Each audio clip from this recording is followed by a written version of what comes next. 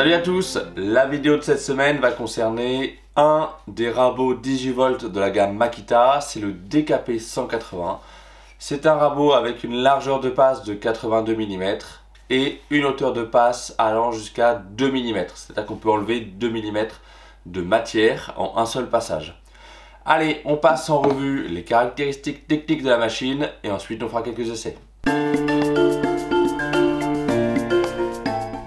Donc sur ce rabot, nous ne sommes pas sur la gamme brushless de Makita. D'ailleurs, on retrouve au niveau du moteur l'emplacement pour changer les charbons, ici et là.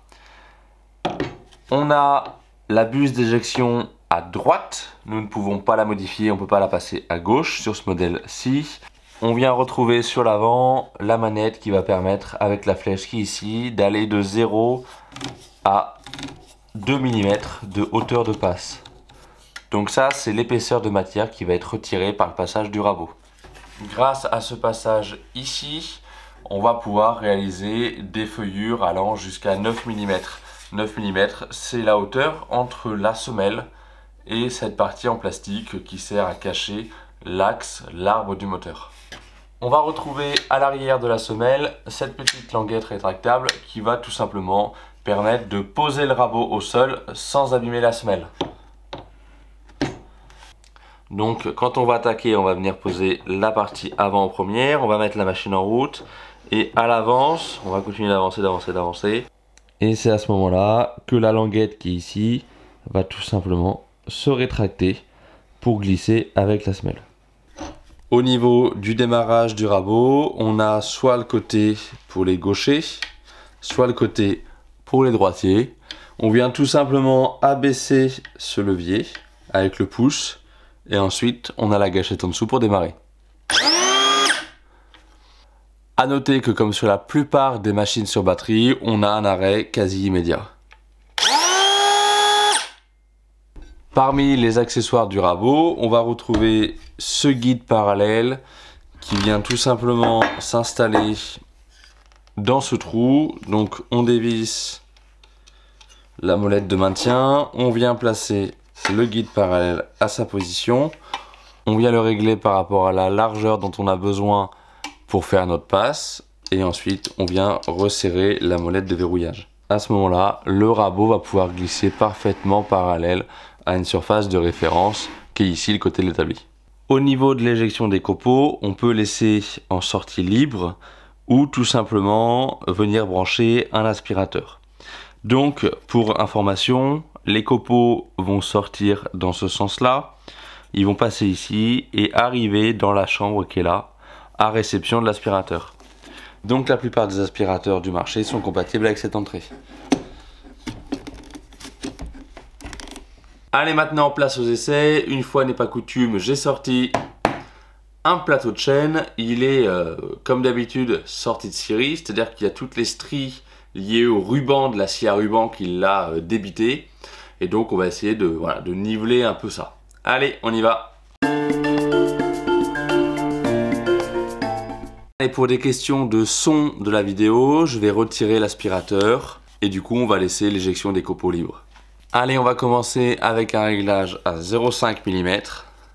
Et on va tenter d'aplanir un peu ça.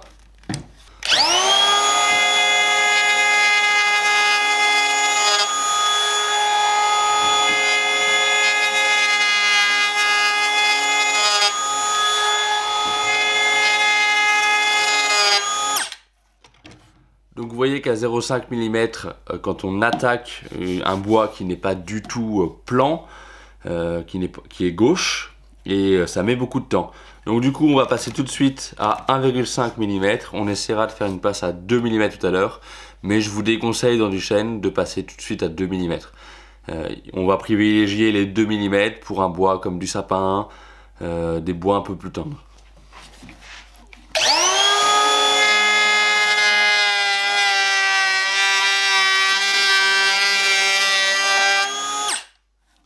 Voilà, on voit tout de suite qu'on attaque beaucoup plus.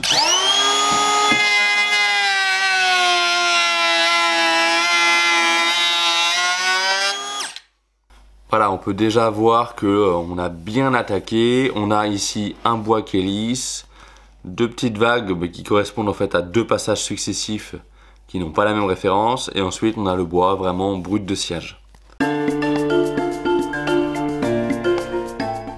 Allez, je vais installer le guide, donc il est en place, je le visse à peu près à la moitié et on va tenter du coup de faire une feuillure. Donc on a une surface de référence qui a été coupée à la scia format, donc on est bien plan ici et on va pouvoir tenter de faire une feuillure.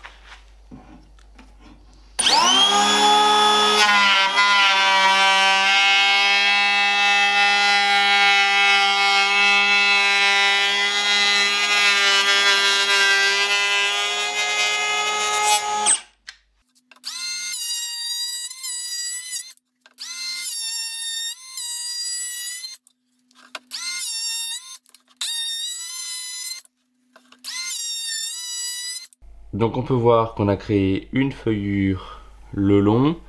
Alors elle n'est pas régulière en épaisseur puisque le bois n'est pas régulier au niveau de sa surface de référence. Mais vous voyez que ça fonctionne. On a une feuillure qui est très régulière en largeur.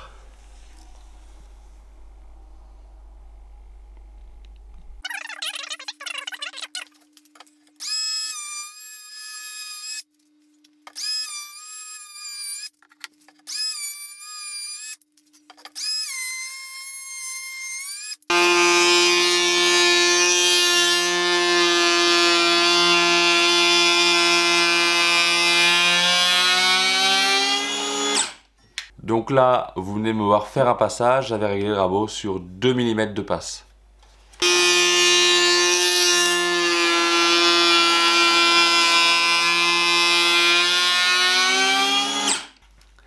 Concernant l'autonomie de la batterie, c'est une batterie 5 ampères que j'avais mis chargée en début de vidéo. J'ai raboté peut-être l'équivalent de 4-5 mètres dans du chêne, avec certaines passes sur 2 mm, notamment les dernières passes que vous avez pu voir sur champ. Donc 2 mm d'épaisseur de rabotage, et on a perdu une barre, donc il reste 3 barres sur 4, on est à peu près à 75% restant de batterie. Donc ça reste un appareil qui est quand même relativement énergivore, mais voilà, on a quand même fait pas mal de boulot avec. Moi je vous conseille à utiliser cet appareil d'avoir au moins 2 batteries et un chargeur à proximité sur votre chantier si vous en avez besoin. Voilà, maintenant on va regarder un dernier détail, c'est contrôler la profondeur de passe. C'est-à-dire que je vais faire un début de rabotage, m'arrêter à 2 mm, voir si on a bien enlevé 2 mm.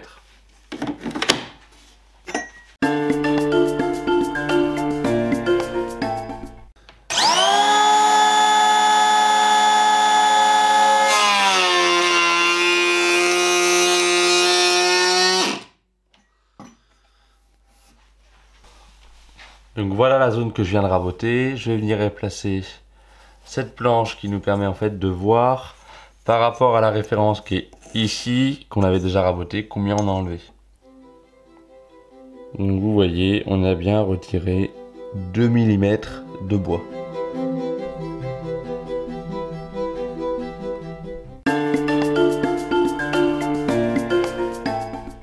Alors, au niveau des changements des fers sur ce rabot, c'est super simple. Il est livré avec une clé de service, bien évidemment exactement de la même manière que sur un filaire où on va venir le débrancher. On va lui retirer sa batterie pour éviter tout démarrage intempestif. Ensuite, on va pas le faire, mais je vais vous montrer où est-ce que c'est. On retourne tout simplement le rabot et avec la clé de service, on va venir dévisser les 3 vis qu'il y a sur chaque porte-fer.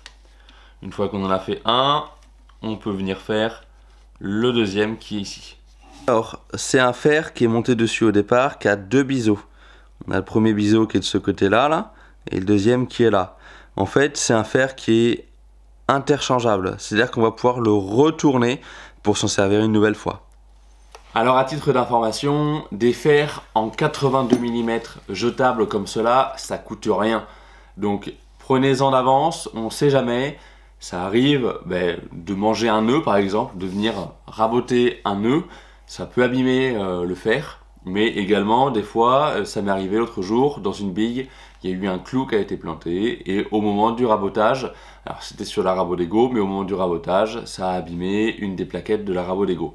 Donc De la même manière, ça pourrait vous arriver sur un rabot de ce type-là, un rabot électrique, électroportatif ou à batterie.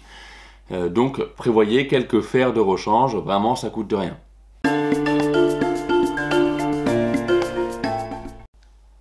Alors, pour conclure, à propos de ce rabot sur batterie, pour moi c'est un peu une découverte.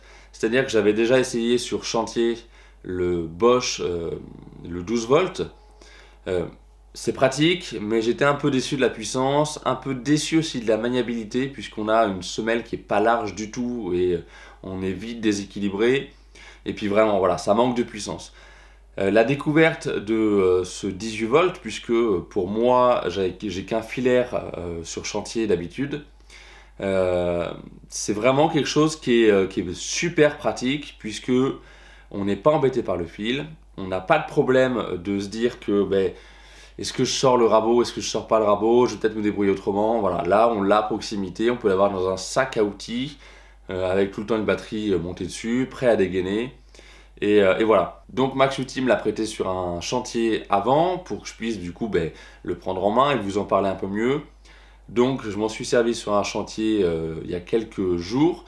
Je vais vous mettre un extrait de la vidéo en même temps que je parle.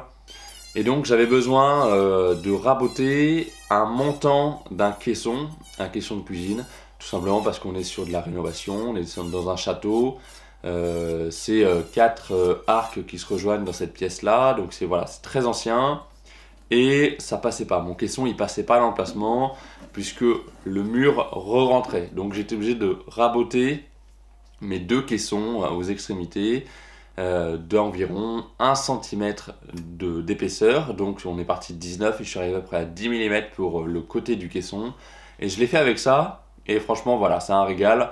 Je ne saurais que trop vous conseiller d'acheter un rabot sur batterie. Alors le filaire c'est très bien aussi, mais c'est beaucoup plus contraignant. Voilà, regardez bien la gamme chez Makita, il y a le DKP 180, il existe également d'autres modèles que vous retrouvez sur le site de Max-Outil. Allez, j'espère que cette vidéo de présentation du DKP 180, donc le rabot 18 volts de chez Makita, vous a plu. Si toutefois vous avez l'impression que ça va manquer un peu de puissance, n'hésitez pas. Chez Makita, il en existe des un peu plus gros, comme celui-ci avec un fer de 170 mm. N'hésitez pas à nous mettre un petit commentaire sous la vidéo si vous avez envie qu'on vous le présente. Et d'ici là, je vous souhaite un bon week-end et à bientôt. Allez, ciao!